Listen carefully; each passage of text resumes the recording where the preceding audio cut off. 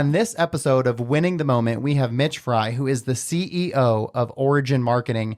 And he honestly just has one of the most compelling stories you're going to hear, from struggling with drugs, driving his truck off the road, to becoming a multimillionaire. His story is one that truly inspires you to understand that anything you want to achieve, you can. Make sure you listen to the end, because when he talks about success, it's really uplifting and really shows how much you can accomplish through others. Thank you so much for listening, and I hope you enjoyed the episode. All right, everyone, welcome back to another episode of Winning the Moment. Today's going to be really fun. When I decided I wanted to do a podcast, my guest today is one of the people on the top of my list. I knew I had to get him on here. He's been a friend of mine since high school. He is Mitch Frei, the CEO of Origin Marketing. Mitch, thanks for being here. Hey, pumped to be here, man. I was waiting for the invite when I got it, and I was smiling ear to ear. So excited to be here. What's fun is we've got this group of buddies. We're really fortunate. We've had this close group of friends we've been out of high school for almost 20 years. That's like gross to say that. But we stayed friends. We're in this fantasy football league. And so we've got this group thread that's always going back and forth. And so now it's fun because generally all of you guys are competitive. So it's like, my hope is that each one of you will want your episode to do better than the other person. So dude, that fantasy thread, I was at lunch with friends today, and yeah, it got brought up, and I'm reading texts on there just dying laughing. Andrew last night. every day there's a topic that, anyway, yeah, good stuff. Yeah, it's quite amazing what that thread's turned into. And just so you know, as of right now, Rio's leading the way for the friend group. So he's dominating Brett currently. Not surprised. I'm not shocked. It's Rio, so I assumed he'd set the bar. Yeah, high. Rio's a real hitter, man. Yes, who knew? Jeez, came out of nowhere. Do you remember when we met each other? I'm trying to think exactly when. It would have been... I have a great memory, so I can tell you vividly. Yeah. When? So we were at Braden Brooks' house. Playing basketball? Playing dunk ball, yeah. And so it's like a thing now. It's on YouTube. Like, they have leagues where they play on like the lowered rims, you know? We've been doing that for years. And we were fortunate enough in St. George, some of our friends had these outdoor basketball courts. We'd lower them down. We'd play a game called dunk ball. And it was you and Tyler Thane, and then I can't remember the other kid's name. Probably Sean McGregor. And I was like, who are these kids? Like, losers. And then you and Ty are just like, just slamming it. And I was like, oh my, this is terrible. Good memories, man. So every Sunday, that was good times. Let's get into your backstory a little bit. There's so much to unpack, but let's just start off a little bit of your backstory, who you are and what got you where you are today. Yeah, my backstory, just I guess even we'll go back to high school, and played a big role in who I am today. Yeah. And a big part of it was, the group that we have now and friends that I eventually was able to connect with. But yeah, I'll start with what we talked a little bit about before here. When you look at, to the eye, really successful people. Yeah. Could be financially, could be their family, however you define success. A lot of people look at on the Instagram, right? The money, sure. The cars, the house, all that good stuff. A lot of times you think, hey, that was, could be given to them. Oh God. Yeah. Didn't go through, It's easier to discredit someone else so you can feel better about wherever you are. Yes, where right? you're at currently. Yeah. And anyway, so I told, quite a few people, and obviously, my story in high school, where I started before we all, connected. We were at different high schools, but before that, I started running with the wrong crowd. And when I say that, drugs popped up. Yeah. And one thing led to another as far as marijuana. And then, next thing. It's really wild knowing you now that was like a thing that happened. Dude, it's so funny. People I work with. Oh yeah, I'm sure. When they hear that, they're I like, bet they're blown away. No way. Right? That's why I asked Mitch before we started. I was like, can we tell this story? Because I think it's so important. Because just to what you said, people look at Instagram and see where someone's at now, and they have no idea what that race looked like to get there, or the journey, or the battles they had to fight, right? Yeah, the ups and downs and the learning lessons. So yeah, long story short, I hanging out with the wrong crowd. I ended up doing dust off with a buddy. We actually went. Dust off is the can of air, right? And the can, you clean the keyboards off with, right? Yeah. And if you inhale it messes you up. And we had some friends like, dude, you got to do this. It's freaking awesome. And we went and bought some dust off and ended up inhaling it. And anyway, 20 minutes later, we felt like we thought we were fine. And I'm the driver. And I woke up in the hospital bed. I drove, yeah. How This old were is you at that time? Junior in high school. Wow. Going into my senior year. So summertime? Summertime. Football was coming up. I'm the quarterback on the I was football gonna say, team. did you have any sports scholarships yet at that time? Not yet. No, I was quarterback on the football team, and we're a couple weeks out from the start of the season. Wow. And yeah, I drive my truck. Anyway, I end up going down a street. I pass out. Luckily, I didn't hit a car. Didn't you like go off a cliff or something? Yeah, I went straight off a cliff, 40-foot cliff. Wow. And lucky to be alive. Both got ejected. Who were you with? My buddy Bracken. Bracken, who was there. That's who it was at basketball. Oh yeah, Bracken. Yeah, my homie. You, Bracken, and Ty. He's that's my who homie. it was.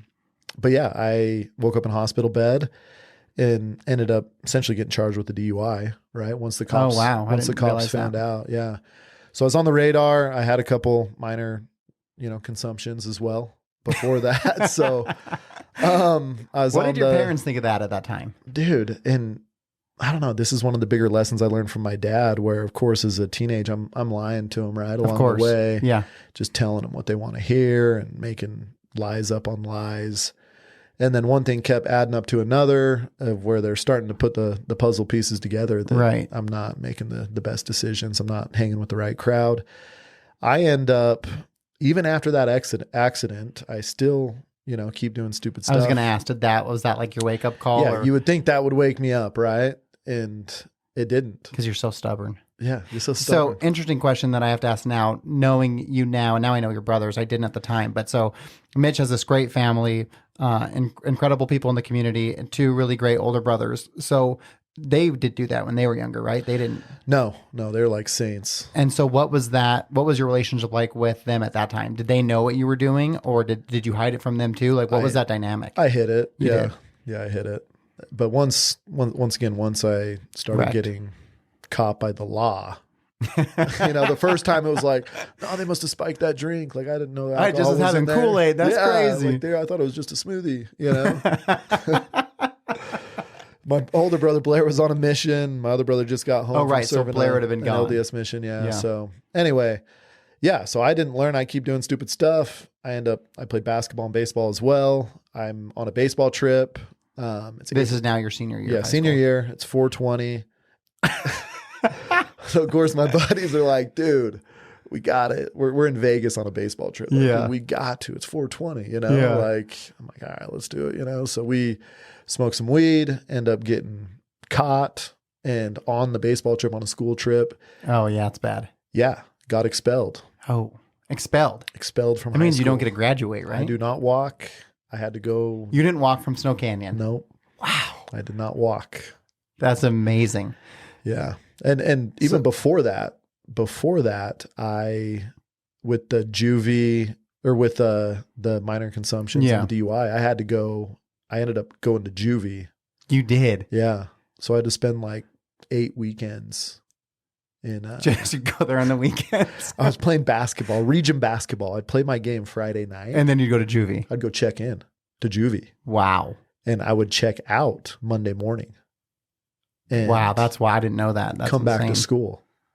So yeah, pretty crazy, dude. My high school was nuts. So then you didn't get a walk at Snow Canyon, which that in itself is mind blowing. So then what'd you do? Get like a GED or what? No, I ended up going to, since I was so close to graduating, I had to go do packets from Mill Creek, I don't know what School do you call for bad that? kids. School for bad kids. Wow. And I still got my diploma from Snow Canyon, but I had to finish packets through them. Well, and obviously you were a great athlete through all of this, right? So how did you, because you ended up playing college sports, how did that work out with all the trouble you were in?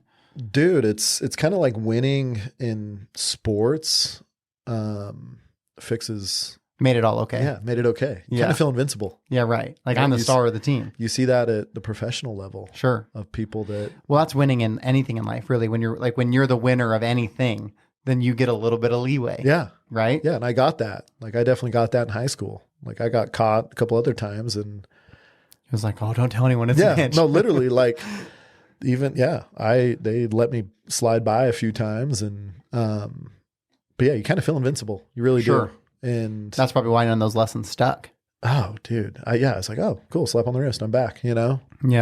and kept going. Okay. So then how did the sports work out? Cause did you go to UVU first? Yeah. So I went to UVU, said, hey, you can have at this point, obviously they found like any coach was like, yeah, this kid's a disaster. Yeah. The right? history's there. Yeah. The history's there. How were you as an athlete? I mean, not like your athletic ability, because we know you were great, but were you a punk to the coaches, or were you good? Terrible.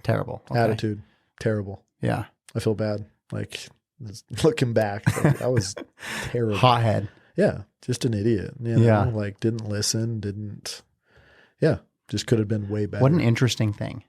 But what also is interesting about that is, I'm part of you could say, or people could say like, oh, if I could go back and do it differently, but ultimately all that allowed you to be who you are now. Yeah. Right. So it's like, and I think that's an important thing for the listeners is when you're going through all those struggles in life and you're doing dumb shit, and even when you know you shouldn't be doing it, but for some reason you still do it, right? There is a light at the end of the tunnel. At some point you can pivot and you can get going back in the right direction. Yeah. At some point you have the aha moment. Yeah. And yeah, just took a lot of learning lessons, which that happens. And okay. So you grew up LDS. Yep. Both your brothers went on missions. So obviously with all your troubles, were you thinking you were going to go on a mission at that time? Like, yeah. What was your mindset? Yeah. I always had in the back of my mind that was kind of like a non-negotiable for me, that I would go on a mission. For you or for your family? Was that a thing you wanted, or your family wanted you to do it and you wanted to finally like not be the bad kid? No, it started with my family, but the reality is I want to consider myself a pretty cerebral person, and looking at what I consider people that are successful. And it was kind of like I was just doing drugs and doing these things just for fun. Like it started as a weekend thing, right? Sure. Yeah, it's just fun. But really in the back of my mind, I'm like, dude, anyone who served a mission, they all say it's the best 2 years, like the growth that takes place. Sure. And they all come back and it's like admirable. Yeah, the right. growth, and they're almost new people. Yeah, for sure. If anyone goes for 2 years and diligently does anything, I don't care what that thing is, right? Yeah. If you go and every day you commit yourself to doing this one thing with like regiment and with a purpose, no matter what that is, you're going to come back better than you left 2 years previous. Yeah. So exactly. So in the back of my mind, I'm like, dude, if I can just get out there. And you get away from the drugs, get away from my friends. Yeah, if I get out there, I'm going to give myself a shot to grow up Yeah. and learn, right? And anyway, yeah, just level up. So then at this time, so UVU comes to you and says what? Basically just say, hey, you can come up and walk on, What sport? Basketball. Basketball. Okay. Yeah. And Like, so, and you have did a that? walk on spot. Yeah, I did that. And how was that? Oh, dude, it sucked. Like, yeah, I'm not gonna lie.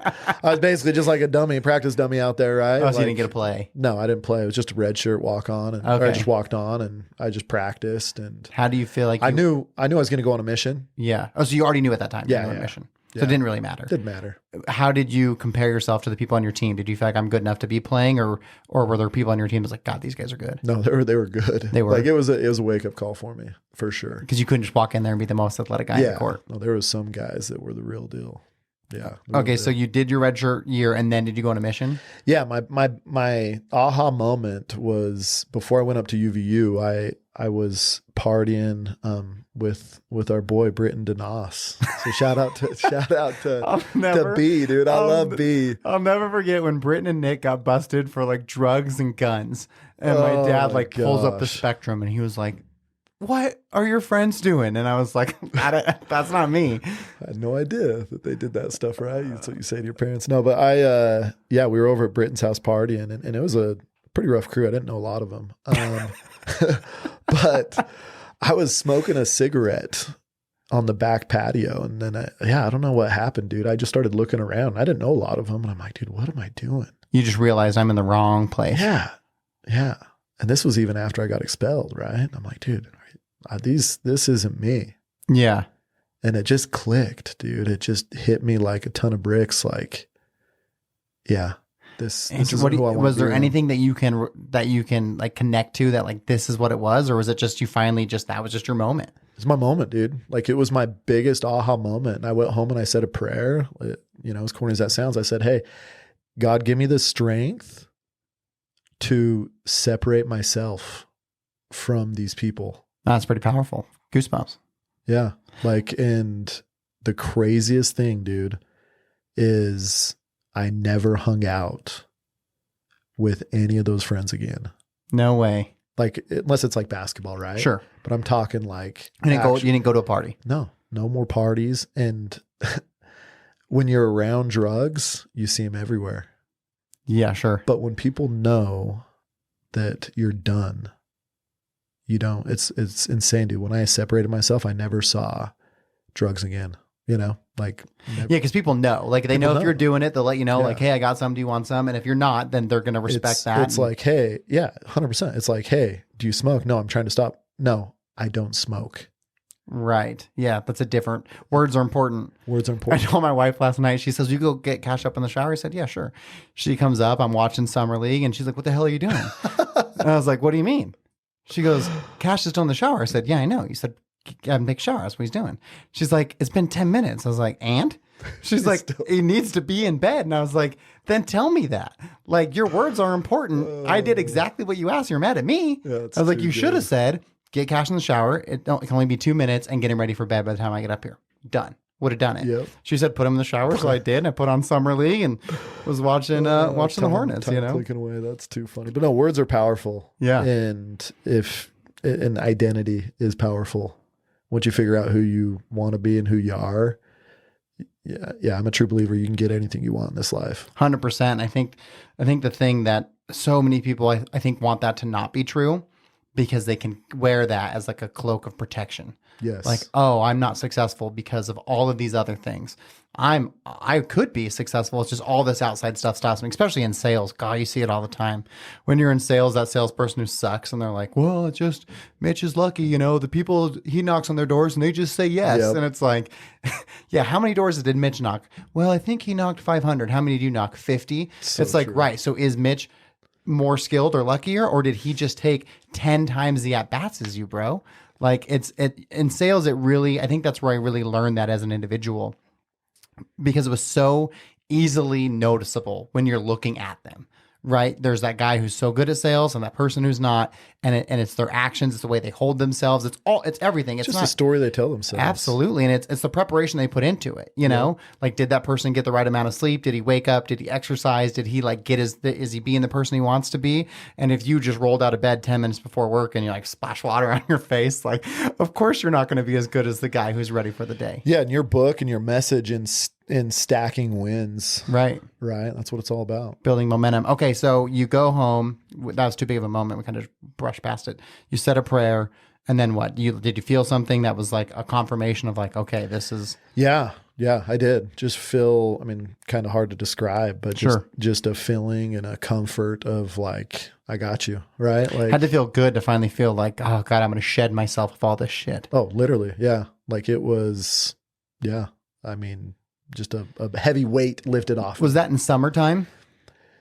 Yeah, end of summer before I went up to school. Okay, so when you went to school, you were on the straight and narrow. Yep. You going to church, doing all that stuff, getting ready for your mission. Yep. When did you meet your wife? Before or after your mission? After. Okay, so you go on your mission. Let's talk about that a little bit because I think it's really interesting for the listeners. Yeah, so you go on a mission for the LDS Church, Church of Jesus Christ of Latter-day Saints, the Mormon Church. It's kind of crazy, like when you actually think about it, for someone who doesn't know. You know, how it works. You go work for free for 2 years. You work for free. You pay. Yeah. No, it's not free. You pay to what be a out business there. model. That's why they got billions. Hey, America's doing run something themselves like right, the church, right? you know? But no, I got a call. You say, hey, I want to go serve a mission for 2 years. The church assigns you a location. I got assigned to go to Brazil. How cool is that? If I was going to do it, Stoked. I'd have to go somewhere like that. Like, let me learn another language. Let me get immersed in another culture. Yeah. So that exactly, that's what takes place. And then you get assigned to an area, you go learn the language for a couple months, and then it's like, wham, here you go. And the church is very organized, and you get sent out to a spot, you have your area, and you get assigned with we call it a companion. So it's just you and another person that are living together and going around and talking about the gospel. And yeah, my person I lived with was Brazilian. He didn't speak a lick of English. Wow. So that probably helped with your Portuguese. Oh, yeah. It was the best, worst thing ever because, I can't even communicate. Yeah, right. And it's horrible. How many companions did you have throughout your mission? So I had 15. Oh, wow. So 14. No, maybe it was 12. 12 and 11 of them were Brazilian. Wow. So you didn't really speak English as like your main form of communication for a lot of those 2 years. Yeah. Wow. Yeah. Are you still fluent in Portuguese today? Yeah. That's awesome. Yeah. That's helpful. But it's cool. There's a ton of growth in a mission because you have to live with someone you don't know that comes from a totally different background. That's a Brazilian. Yeah. Different culture, different everything. Culture, different everything. And you have to relate and get along, and you have goals that you have to accomplish together. Yeah. So how that transfers to life, it's hard to put a value on it. What was your biggest takeaway From the mission? Yeah. Dude, my biggest takeaway was learning how to get along with people to accomplish the same goal. Sure. And then it's just hard, dude. Like it's hard. Yeah, I couldn't imagine. It is hard. I always, we talked about origin marketing, but we didn't say what it is. So door-to-door pest control sales. And, I have most of my background is in sales, and that's one thing I never did. And I was like, I guess that's not true. I did do it with Andrew a couple of times in Phoenix for pest control. And I can tell you that shit sucks. Oh. It's hard. It's hot. I was not good at it. It was tough. And I've always had such a respect from an outsider, like someone who doesn't have that religious background and would never thought about a mission, wouldn't do a mission. But I see all my friends who go and do it. And then they come and they take that skill and they translate it to the real world through these door knocking businesses, right?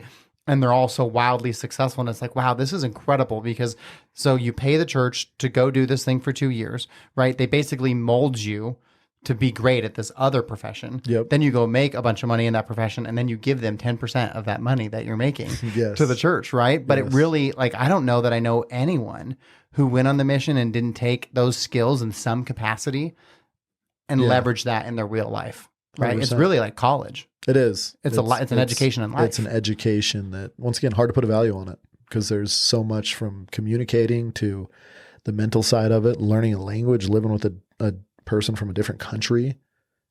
Like there's a lot of growth that happens. Did you ever have any precarious things happen when you were in Brazil that was like, oh, that was a little bit scary, or was it overall relatively safe? Or was mine was smooth sailing. Yeah. I think the craziest thing when I went back to visit with my wife and went to the areas where I was, and you kind of just feel like, I don't know, not invincible, but I went back and the craziest thing, I'm like, dude, I literally was walking through these neighborhoods at night.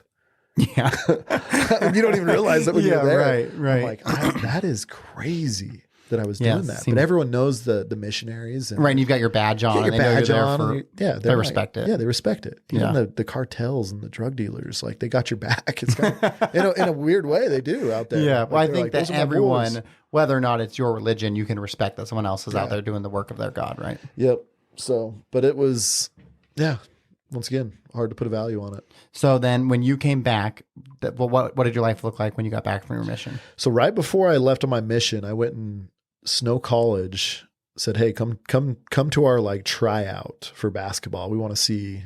So I go up there right before my mission and I just go get some runs in up there, and they offered me a scholarship. Oh, okay. Yeah. So they said, hey, when you get back, we'll have a spot for you. Yeah. So I was like, oh, sweet. So that happened right before my mission, go on my mission, come back. And literally the next day after I got home, I was already a week late. School had already started. Oh, wow. So I came home and I went straight up to Snow College in Ephraim, Utah. Wow. How was that? Life began. Yeah. I mean, I met my wife. So, that's where you met her? Was that Snow? That's cool. I didn't know that. My wife, Carden, and it's the greatest blessing. So, and then playing basketball is playing college sport. Snow is what? A junior college? What is junior that what college, they were? Yeah. Okay. So did you play there for 2 years then? Yep. And then ended up at Dixie? My sports career, played there for 2 years, came down, played at Did you Dixie get to play State. at Snow? Yeah. I started and played. Oh, that's awesome. Yeah, it was awesome. What's your favorite experience from that? From Snow? Yeah. Besides meeting your wife. Yeah. Playing the sports. Dude, you play with crazy athletes because they're junior colleges. Yeah, right. So it's all the great athletes that didn't have the academics to go to one. So we had a guy that was starting at UNLV that comes in is on our team. We're playing against a lot of guys that made it to the league.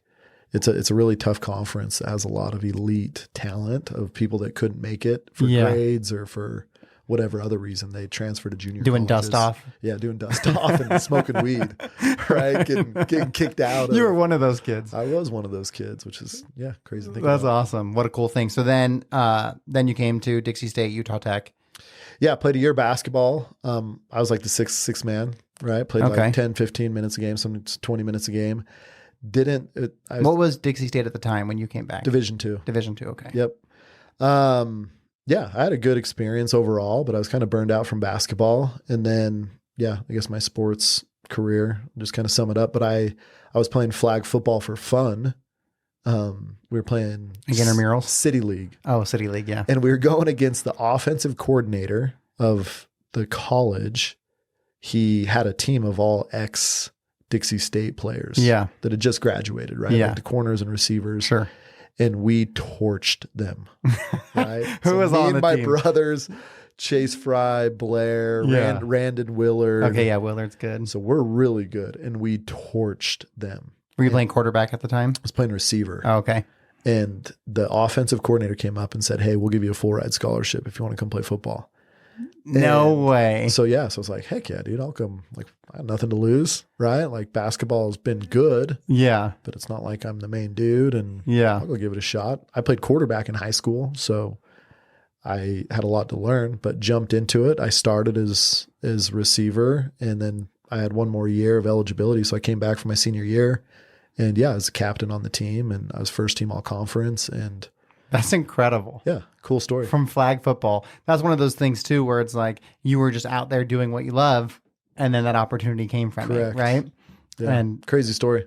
I can remember we don't do it anymore, but we used to like go play football on Thanksgiving. You know, we'd like play touch with like all the dudes on our BTS, and Mitch is so damn fast. You think touch football, like no one ever really gets by anyone, and Mitch's squirrely ass will just run right past you. You can't touch him. It was fun, man. Football is fun. I wish I would have played it from the start. Do you think you get a better chance of making it in football than in basketball? Like making as in going to the league, do you think that was a real possibility for you had you played football? It sounds like, I know people give you shit, but I just want to know your perspective. No, it sounds crazy, but I really think, and I don't want it to come off arrogant or cocky or whatever, but I think had I learned and played early on. Yeah. Well, look at the Cooper Cups and the Wes Welkers. Yeah, like I think that thing exists now, right? Exactly, And those it are does some of the exist. best receivers. Like Cooper Cup is a Mitch. Yeah. Small college. I right? look at Cooper Cup and his frame, and he's Yeah. my exact, It's he's the my exact height, my exact weight. Same game. He's a freak of all freaks. So it's not like saying I would even sniff his potential, but do I think I could have had a chance of playing at a big Division I? Yeah, I do. But even look at Cooper. He played at like some small little nothing I think college. he played at Division II. Yeah. So the same, Yeah. he's on the same level of, Yeah. and then what was that guy who was in your league? Oh, Jodon Duncan. No, he's a receiver for the Chargers now, I think. Oh, Tyrell Williams. Yeah. Weren't your stats better than his? That's the best. Dude. Yeah, I That'll beat him always at every resurface in the every year group before text. every year before the league. I'll throw his stats out. But he made it to a Pro Bowl, but I beat him in like every stat category. What do you think if you were to say there's this one thing from sports that really helped me grow this professional aspect of my life? What would be the main thing that you took from sports and you use today in your life? Mentality and hard work. Like, it's just, sports is a mind game, man. Like sports You gotta is put a in the mind work. game. You got to put in the work, and you got to be confident in your craft And rely on your team too. Yeah. And there's teamwork that goes into it, but so much of it is, it's mindset. Did you stop becoming a prick to your coaches at any point? Yeah. You did? When was that? After my mission. I mean, Completely different person after that. Completely different person. That's awesome. Just grateful and appreciative for the opportunity. So I think it's important to tell the backstory. And I think for people listening, obviously you're not from St. George, you don't know Mitch, you don't know the Freis, but I think what's so cool about your story is like you have this really successful family. Like your dad's done some pretty amazing things. Your brothers are both very successful. And so I think it would be easy to just be like, oh, I'll just do what my family does, you know? Or maybe people who don't know, you think that you were given all of this opportunity that you have. And I always respected watching from the sidelines as you built your career. Like, man, Mitch went out and just did his own thing. Like he could have said like, hey dad, let me just help you do your stuff and you pay me to do that. Right. And so many people take those advantages and opportunities, but you truly went and here's your family going this way. And you went way over here and said, I'm going to do my own thing. I'm going to build my own legacy. And I just think that's so commendable. And I want to get into the story from how you started selling Dish Network or Drug TV. Yeah. Like, let's talk about that evolution and what that was like as a young married couple and the risk that it takes and the hard work. Just let's talk about that. Yeah. So touching on that, I always give my brothers crap, Blake and Blair. Yeah. Because they were spoon fed by dad, right? Like they go the real estate route, the easy route. No, not really. My dad didn't do a ton for them. My dad, he taught me two things that I mean, he's taught me a lot, right? But he taught me how to work. Yeah. Like we grew up helping my grandpa on the farm, doing cattle. Like we know how to work. Yeah. And I'm forever grateful for that. Like at 6 a.m. Saturday, we're down on the farm, building fence, right, doing cattle. Like we all know how to work. Yeah. And the second thing he taught me, and then I'll get into your question, but he taught me one of the greater lessons. When I got expelled from high school, he didn't yell at me. He looked me in the eyes and he said, all I care about is that you were honest with me. He said, you lied to me. He said, you lied. That had to hurt. He said, that's all I care about. And integrity is at the top of the list for him. So that hit home, and being honest, and then just the work ethic. But getting into your hold on one second, I got to tell you a dad story about your dad. So your So dad, fun, he's always doing deals. So he's always in my office because there's a title company there. He's always doing these real estate deals or Bush and Gudgel, whatever. He's there all the time. I'm coming up from the bathroom the other day, and in rolls this old truck, this old GMC with its like camouflage seat covers or whatever, and just like stuff, papers, everything. And I look at him and I just think, no one knows.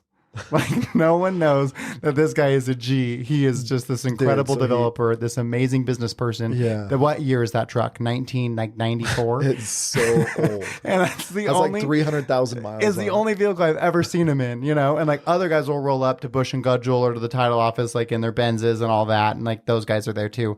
But here comes your dad just rolling in that same GMC, and it's like, and he's just got on The best he has Crocs on. The best he has something. camo shorts, and he'll have like Tevas with tube socks. That's what it was. It wasn't Crocs. It was sandals with socks, Tevas with camo tube shorts. socks. And I thought, man, this dude is living his life. No, he does. What a story that no one knows. Like no one would see your dad and realize this incredible thing that he built. And I think it's so cool that he's just living his life for him. You know? No, he does.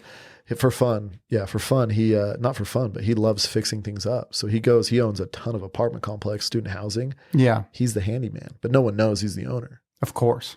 So he's there fixing toilets for fun. It's like Dougie Fresh when we rented our building, and he's in there laying the tiles with us and stuff. And we didn't know at the time, multi-millionaire. And he's in there just laying grout with us and teaching us how to cut tile. That's my dad. Some cool dudes. But yeah, dude, I got married, after a year at Snow, and we were broke. Like I had $300 in my bank account. Yeah. Playing college sports. Couldn't even have a job. I luckily you get the Pell Grant, right? You get the Pell Grant. There's $2,000. All right, how are we going to do this? And I looked to my dad for not a hand me out, but hey, could you help me out? And guess what he said? No. He said, figure it out. That's incredible. What a great story for the people listening. He said, figure it out. It's so easy to help your kids when they're struggling. Like the other day, my daughter Liv, she's 9, and Megan took her to like this dance thing. And I was like, were any of your friends there? She's like, no. Just dropped her off and said, get at it. And I was like, damn, that's terrifying, but that's what you got to do. Like it's our instinct to protect them. Yes. Right. And if your dad had done that, it would have negatively impacted your future. Yeah. Right. But by him saying like, look, would have totally hindered me. So I hit up my buddy, and one of your best friends, my best friends, Brian Nell. Yeah. And he's in the same boat. We're poor. We're, newlyweds. And he's like, dude, my brother-in-law, he sells, goes door to door.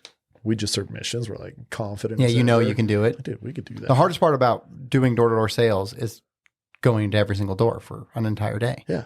And the rejection. Yeah. Being able to get lots of no's. Just did that for 2 years. Right. You're rejected like all day, every day. Molded. Yeah. Like, let's go. Yeah. So he's selling Dish and Direct TV door to door.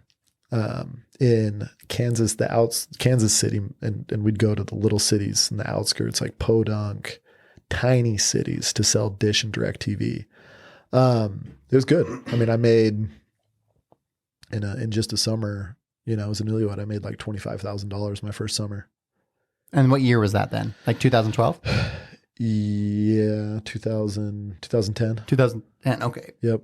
Yeah, great. I mean, because that means you would have made like $50,000 as a young married couple. What a huge amount of money that is. Yeah. How many months? 3 months? You made $25,000? Yeah. So you're almost making $10,000 a month. Almost $10,000 a month. That's amazing. Yeah. So I came back, thought I was a big baller, dude, making $25,000, and then, kind of how it worked out was. What do you think allowed you to be so good at sales? Work ethic. knocking more doors. Dude, no one outworks me. Yeah. That's what I always said too, doing sales, because my sales was different. But when we had our marketing company and we were in the concourse at professional sporting events, just like no one wants you to ring their doorbell, no one wanted me to say hi to them. Like you get that look and they're like trying to pretend like they don't see you, you know? It's like, hey, I saw you trying to not see me, but I'm right here, you know? And so the thing is, I always knew whoever was next to me or whoever was in the arena with me, I was always going to sell more than them, from the sheer fact that I wouldn't allow it otherwise. Like we used to have this like update board where we'd say like every table would put their sales. I'd always says on the board before it even was, just to like let them know like I'm here selling, you know? And then if they got one, it's like, I'm getting one then, you know, like I loved it. I loved the competition of it and the way to be competitive. But really for me, I think the difference was that set me apart from anyone else is I just was not going to let anyone walk. I could see that they thought the interaction was going to be awkward, but I just leaned into it because it's like, I got to talk to every single person because every single person's an opportunity. Yeah. You just nailed it, dude. I leaned into it hardcore. Like I became obsessed. Well, and I'm sure that competitive part of you too, right? In sales where it's like every day you're seeing who sold what. And so you probably like all that competition really helped you have that desire to be the best. Oh, 100%. Yeah. Having a sports background and the mission together, being competitive. But yeah, dude, I became obsessed, like genuinely obsessed. And with like the craft of sales. Yeah. The craft and the competition of being the best within the company. I was the top rookie in the company that year, and the company wasn't big, but I mean, there's still quite a few. Doesn't matter what the size is. If you're the best at anything amongst your peers, it feels good. Yeah. It feels good. Yeah. And then from there, Tosh, who's my current boss, he basically said, hey, dude, like it's kind of writings on the wall that Dish and Direct, there's streaming coming into play. There's just other industries where it's like, you can go make more money. He's like, I've done my research. He's like, I'm going to pest control. I was like, me and Brian start talking. It's like, dude, let's go do alarm systems. We had buddies there. Yeah. We ended up doing alarm systems. Tosh, who was my boss at the satellite place, he goes to pest control, Aptive. That's who we market for, and that's who we sell pest control for now. But yeah, so I went to Vivint, and it was like showdown. If I do better than him, I'm going to get him to come here. But if he does better than me, oh, interesting. Okay, he's going to get me to go there. Long story short, he crushes it, dude. How long did you do Vivint for? 1 year. 1 year. Yeah. And what did you make that year? $30,000. Okay. That was the second year of summer sales. Yeah. So you went from Dish to alarms.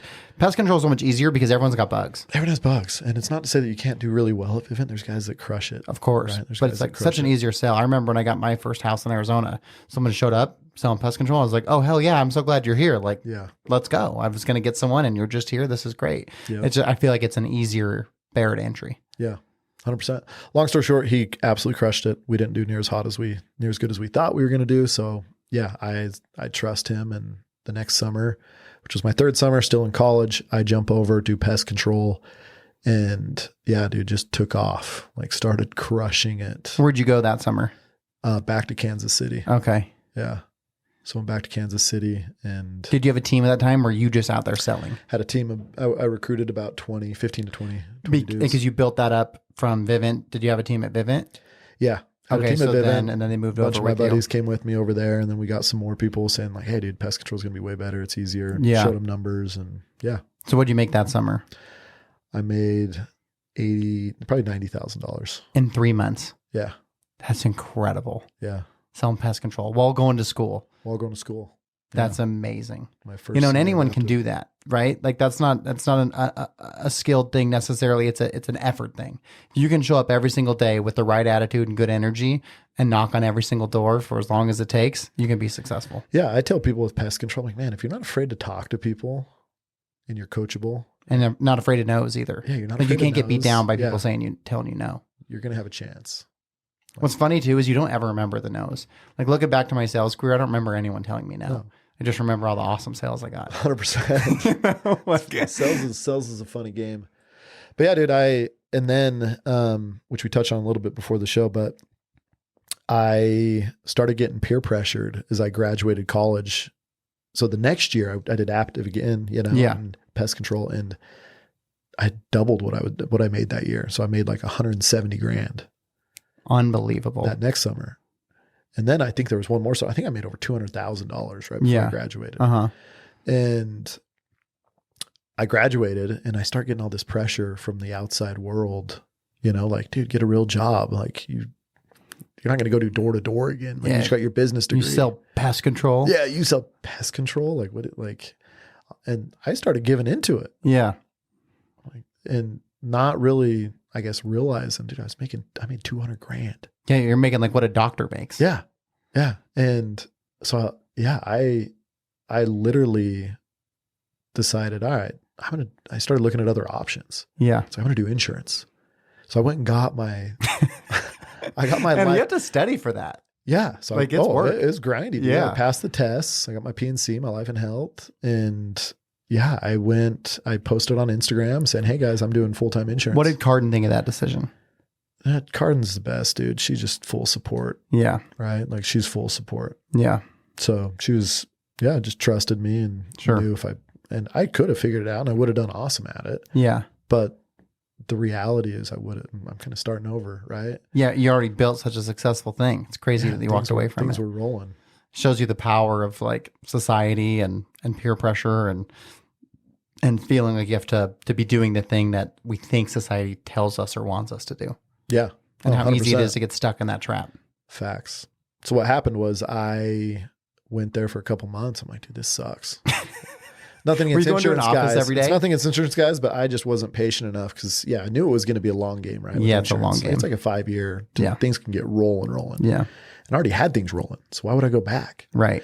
And I talked to my father-in-law, who was he was the CEO of a publicly traded company up in Salt Lake, and he had no idea how much money I was making because I was very frugal, buying real estate along the way. Sure. In college, Yeah. Right. That's something we should probably talk a little bit about too when this story's over is what you've done with that. income. Yeah. Anyway, he's like, "Well, how much are you making?" I'm like 200,000. His jaw drops. I'm sure. He's like, "Are you an idiot?" Like basically, like, why would you leave that? Yeah. He's like, "And you have potential to like keep growing." I'm like, "Oh yeah, like I could freaking. I feel like I'm just getting started." You were just getting started. And I was, Yeah. right? And he's like, "You're an idiot." And then my wife's like, "Yeah, like why would we not?" You know, it's kind of a perspective change Yeah. for her too. Like every job has sacrifices. Of course. Yeah, because it's hard. You leave your family or you go to a different state. I don't know Yeah. if Cardin came with you or not, but it is. It's a You have to huge pick up sacrifice. and move. It's hard. That's how it was for us when we moved to Houston. Olivia was 6 months old. Yeah. And there was like, no salary, no guarantee of anything. We didn't even know. We had the contract with the Astros at the time, but it didn't mean we're going to get a contract when that was over. Like you just got to bet. You just got to bet on it. Bet on yourself. Bet on yourself 100%. Yep. No commission-based job. It's yeah. I mean, you got the upside of making a ton of money, but there's the risk involved too. But yeah, dude, I kind of had a paradigm shift after the insurance experience in what I had. I knew what I had, but not to the level of what I had. Sure. Does that make sense? Like, Yeah. all of a sudden I came back on fire. Like Because now you saw the other side. saw the other side. Right. It was like, that sucks. I got to succeed here because I sure as hell don't want to have to go back to doing that. Yeah. Because I Yeah. already built this. And Right. I knew I was one of the best at it. Yeah. And I loved it. Like at times you don't realize when you're in the heat of it. Right. Right. Like Of course. Like if you're Just like any job, anything the you're grass doing. can appear greener. It's 80-20 rule. When you have 80% of what you want, that 20% can look real appetizing. That 20% being living in St. George and having like a stable, regular life. That was the 20% that you Yes. left for. And then once you get in the other Yes. side of the yard and you look over, you're like, damn, that 80% was a hell of a lot better than this. I love that this analogy. cut of the dude. pie, That you know? is so good. That's what everyone gets stuck doing, especially in sales because they're always looking for like, there's something about their sales job, that one thing they don't like. And so then someone offers them that one thing and they're Yes. like, I'm out, dude. This guy's got that thing. And it's like, okay, but 80% of it's right here. You're going to come back. Yep. You know? gotta water where you stand, water the grass where Yeah. you stand. So at what point because you're talking about being really good at it, when did it shift from, and maybe it hasn't, I don't know the industry, but when did it stop being about how good you were at sales and how good you were at building a team? It was then. That was the shift? Yeah, it was. I just realized I was elite at both. Yeah. Right. What are you better at? Leading? Why do you think? Dude, I care. I just know I'm one of the best. Like I care deeply about the people that I work with, and Yeah. their successes, and I thrive. Like I get goosebumps helping people come have a really good experience and make a ton of money. Because you succeed through their success. Yeah, dude, I love it. Like, What do you I think? obsess What do you over think makes a good leader? What makes a good leader? First is first and foremost is you have to live, like you can't preach something you're not doing For sure. or have done at a high level. Yeah. Cause your guys know, like, one, you went out there and did it. And do you still go out and do it? Not anymore. Not no. anymore. I do. Like I'll go out for fun And you're willing to go say, I'll knock a door and show you. yeah. Last week I went head to head against my little brother who's out there. Boots? Yeah. Nice. Kicked my butt. He did. Yeah. Well, good for him. He got 9 cells. I got 5 on that day. Wow. But yeah, I love it, dude. I miss the door-to-door grind. Yeah. Right. But now I'm managing so many groups and teams. How many people do you have now under you? Around 200. Wow. That's a big deal. I mean, that's a lot. That's a huge amount of people you're managing. Big organization. Yeah. How do you structure that? Each team has 15 to 20 people. And then within that team, there's 2 to 4 leaders that are over those groups. So how many direct reports do you have? 3 that Okay. directly. And then under them, there's like probably 40 That's incredible. managers.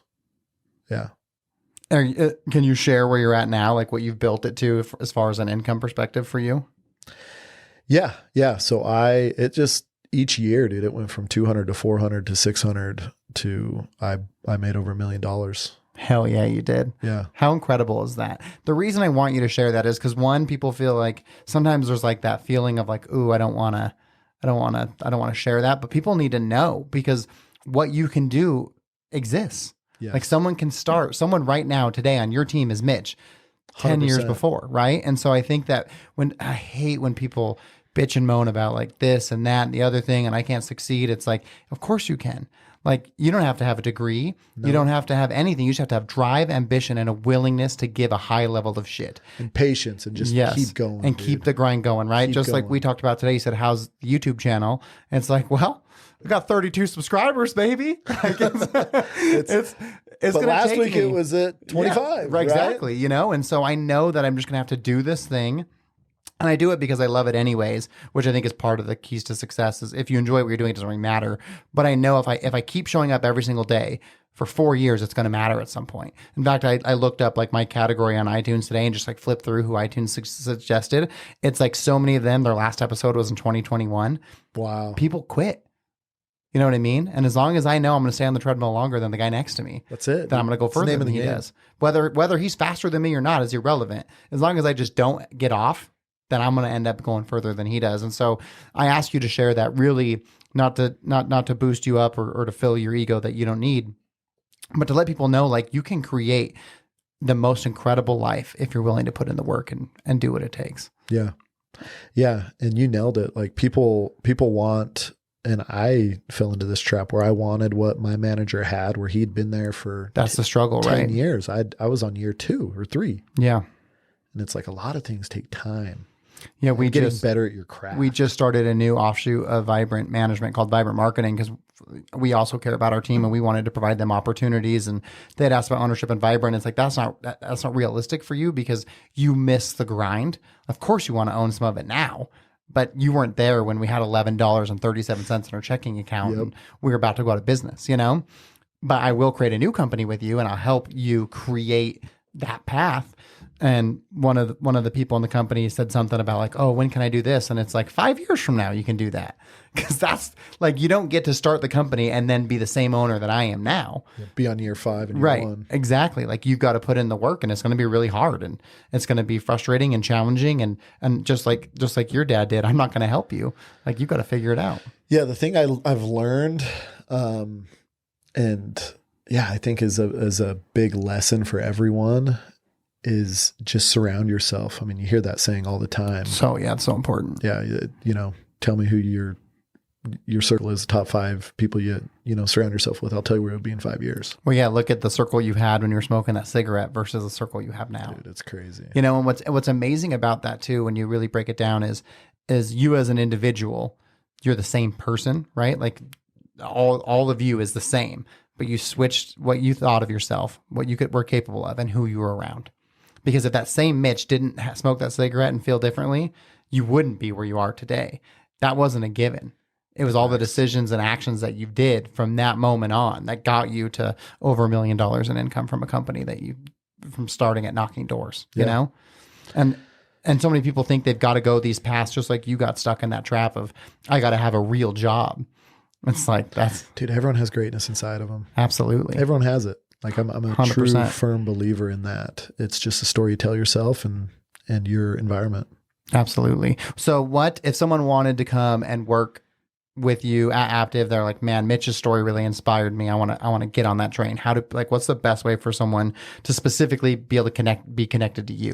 Instagram, if you just send me a DM, Mitch Frei 10, and look me up on Instagram. Okay, and I'll put those in the show notes. What if there's somewhere what if they're in a different part of the country? They're listening to this in Florida. What advice would you give to someone who doesn't have a degree, doesn't have any opportunity, but is willing to grind? Like what would your advice be?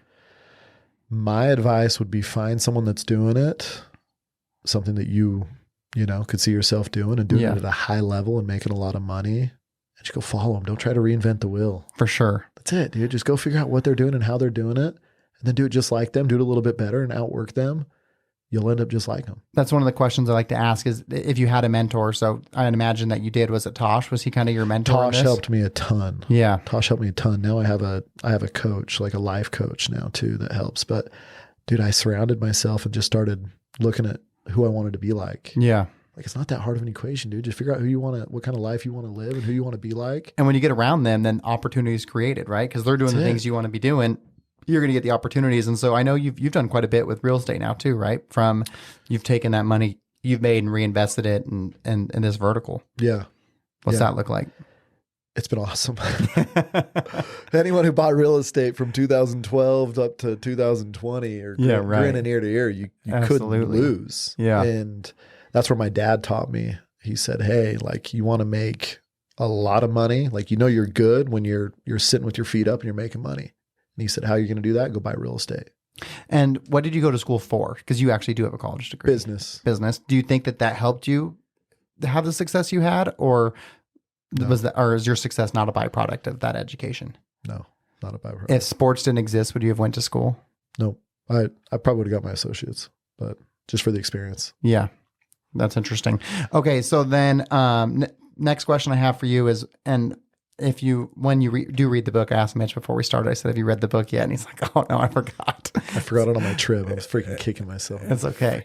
So I'm going to ask you what your biggest win is, and I'll give some precursor to it. So when I say win, it's however you want to define it, right? Because I think it's so important that we don't let anyone define things for us. So win can mean whatever it means to you, but knowing that you have freedom to use that term win in whatever way that you want, what would you say the biggest win in your life is? The current biggest win in my life? However you want to answer. Yeah. Winning to me is growing, giving, and impacting. Like that's how I consider winning. If you're growing and you're giving back and you're making an impact. My biggest win for sure is my family. I figured you were going to say that. Also, Blake, timestamp that because that was that's a great answer. And it's going to make a great reel for sure. You got it. Yeah. My biggest win's my family, man. Like life is relationships, don't get too caught up in business and the hustle to lose track of what matters. I think that's a really good message, because I think that the hustle culture that exists, because we haven't talked about that yet, right? Because that's just not been the topic of conversation. But for the people listening, you do spend so much time with your family, right? Yeah. You're super involved with your kids and with your wife. And so I think that it's important that you touched on that, just because I don't think you want to set the wrong message of like, it was never all about the money, right? It's probably more about creating freedom so you can have that time with your kids, right? The money is a great byproduct, but the most valuable piece of your success is the freedom it's given you to be with. Because you've got how many kids? 3 kids. I have a girl and 2 boys. It's the freedom to make memories, man. It's the freedom to be there. It's the freedom to, one of my managers said, I want to be able to pick my kids up from school. Yeah.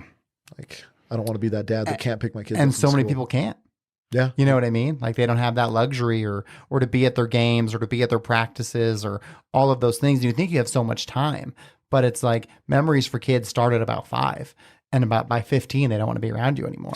So you know, 10 years, you don't really have that big of a window to build all those memories. And so, I've been able to see it on your Instagram and stuff. And I had the pleasure of coaching your son in some sports and competing against your son in some sports. And it's just been so fun to watch. We're so lucky to be in this space in our lives where our kids are all around like the same ages, and we get to have them, share those memories together. It's pretty cool. Tough to beat, man. That's what life's about. Okay. So then you always want to have some duality. So that being said, what's your biggest loss? My biggest loss.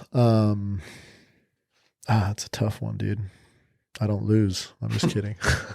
Except you're not. No, I'm trying to think of my biggest loss. Yeah, I don't know. I don't let people know what the questions are prior to the podcast because I think it's more important to just have to just think about it. And I think that what's interesting about the struggle of answering the question is the reason why I think that is because everyone has that same reaction. It's because in life, you only really experience a loss when it's happening, when you're presently in the losing situation, right? Yeah. But then once you get far enough, like, because you could go back to doing the drugs and driving your truck off the road, obviously. Yeah. Presently, that was an unbelievable loss in your life. But now it's like, that's part of the story. Yeah. Right. And I wouldn't trade it. Right. Our losses are what make the story interesting. Because if you didn't have some of that, your story would be so much less interesting. I love your reels and your messages on that. Like that is stuck with me. Yeah. I appreciate that. Like genuinely talking about losses. Like it's so important. I have loved you talking about that. And I didn't like, I didn't like actually directly connect the two, how you've taught that. Because, and the reason I always like to talk about losing is because the book is called Winning the Moment. You can get lost in like the hyperbole of like that raw, like, sports winning at all costs, like, but it's like really what I want is I want people to learn to lose. Just like if you're a door knocker, you got to learn to take no's, because that's what builds our strength and it's what builds our character. And so it's like, I always tell the story, I'm undefeated and guess who at my house, because I'm going to beat my kids until they can beat me, because I don't want my kids to get these fabricated wins. And then they become an adult and their first boss is like, hey, you didn't do a good job on that transaction. And they're like, what do you mean? So like if they don't learn how to, and they really struggle, they hate it. They'll throw fits and they'll sometimes knock the guess who over and they're really mad at me. And Megan's like, can't you just let them win? It's like, hell no. Like that, because when they do win, it's going to feel great, and you got to learn to lose. Because if you can be good at losing, you can be great at winning. No, Kobe Bryant, it's funny because he would say that. He would say, that's where I learned the most. Yeah, think about it. So just barely in the Super Bowl, right? Patrick Mahomes wins, Jalen Hurts loses. Who do you think is going to be better next year, like progress-wise? Yeah, right. Who's obsessing over watching that game over and over again? It's not Patrick. Patrick Mahomes is beer bong and beers on a bus. Yeah. Jalen Hurts is in the gym. You know what I mean? Like he is going to make sure that does not happen again. Because when you win, and I think in life, when you have so much success, and success is important and stacking wins are important, but the thing is you fail to have any introspection when momentum is going so positive for you. Kind of like you said earlier, you thought you were invincible. It's kind of that whole thing. When everything is going in your direction, you don't take the time to realize like, okay, what decisions am I making? What could I do better? And when you lose, you're forced to be like, oh, you have a difficult moment with your spouse or with your kids or with your family. It makes you sit down and think like, how did I handle that? What could I have done better? But when everything's going good, you forget to do that. And so that's another reason why it's important who you surround yourself with, because you need people to check you. Because when you're just on a run of wins, you can get that arrogance and that cockiness and forget all those principles that got you to where you were to be so successful. So good, dude. So good. Yeah, my bigger losses, I started thinking financially. When you start making really good money, and this is what my dad taught me because he learned the hard way too, learn from other people's mistakes too. Yeah. But just keep doing what you're good at and what you know. Yeah. Don't try, if you're weak at something, don't try and work on that. Just be great at the thing you're already good at. It's like, dude, I started investing. I did like crypto rigs. I've done. God, I bought those stupid whales. You got the whales. I didn't want to do that. The thing is, like, I felt like I had to, and we did it, and it was good. And then, like, I had tripled my money, and I bought in with Andrew and Breck, right? So I think we had each put in 15 grand, and we'd like tripled it. And I was like, I'm good. Like, I'm not greedy. Like, that's better than I could have ever imagined. Yeah, I want to sell. Like, sell me. Let's sell. And they're like, no way, dude. We got to get the moon. We got to get the bubble goose. Like, that's next. And we get 10 bubble gooses. And I was like, whatever. I don't even know what the hell you guys are talking about. But I would have cashed out. But they wanted to, like, go to the moon or whatever. Yeah. That money's gone. So it's like, what was I doing? Like, I've had several of those. So out of character for me. It's like, dude, real estate's what's really, like, I've made really, really good money doing sales, doing pest control. I've made great money with real estate. Have you made more money in real estate than you have in sales? Yeah. Like evaluation and net worth. Yeah. It's not close. The value of it. Yeah. That's awesome. Yeah. Cause of course you're holding on to some of it. So you haven't realized that. Yeah. It's that not realized, return. but it's there. Yeah, Like, my net absolutely. worth is- And it always will be there. Yep. That's awesome. Okay. So, I was going to have you tell me your favorite part about winning the moment, but since you didn't read it, what's your favorite book if you have one? I don't know if you're a reader or not. Yeah. I have a few. Rich Dad, Poor Dad. Yep. That makes sense. Robert Kiyosaki. David Goggins, both his books. So good. Yeah. Like people ask me what books I recommend. Yeah. That those two are definitely up there. How to Win Friends. And Sales, How to Win Friends and Influence People is People. the best book you can read. Can't. And if you have to be in networking and building relationships and stuff with people, it's like, that's one of the few books that I'll read more than once. So good. Atomic Habits. Atomic Habits is great. Dynamite, dude. There's so many good books. Have you read The Gap and the Gain? Nope. So The Gap and the Gain, Atomic Habits, and my book all share like a similar theme and concept, just a little bit different. But if you like Atomic Habits, I would absolutely read Gap and the Gain. Sweet. No, I think one thing I've changed this last year is consuming good content. Yeah. So when I'm working out, I'm not doing music. I'm doing podcasts, and it's been awesome. Is there a particular podcast that you're listening to that's like, man, this is just gold? Ed Milet every week. He's great. He's so good, dude. Yeah, Ed is awesome. I love listen Ed. to Ed's every week. Okay, well then final question, and then I'll let you leave the audience with whatever you want, but how do you define success? I define success, which I touched on that. Yeah. By growing, giving, and making an impact. Like to me, that sums it up. I love that. Growing, giving, making an impact. Like doing good. Like if I can do those three things will work out. Absolutely. I love that. Okay, so if people want to get connected with you on Instagram, origin, origin.mktg, or at Mitch Frei, MITCHFREI 10, and I'll put all that in the show notes too. But I'd hope that there's a lot of young listeners out there who see what can be done, and you've already created a path, so just follow it. Right? Anything's possible, man. Like that's one thing I'd tell people. Like anything. I truly believe if I really wanted to go and own a private jet and go all out, like I think I could go do that. Yeah, of course. Like I know I could go do that. Like if I literally said, dude, I'm gonna go balls to the wall. But I want to be with my family more. Yeah, It's a reality, right? One day I was saying like something very similar to that, and Leah, who works with us, she goes, "Well, could you be a pro golfer?" And I said, "Of course I could.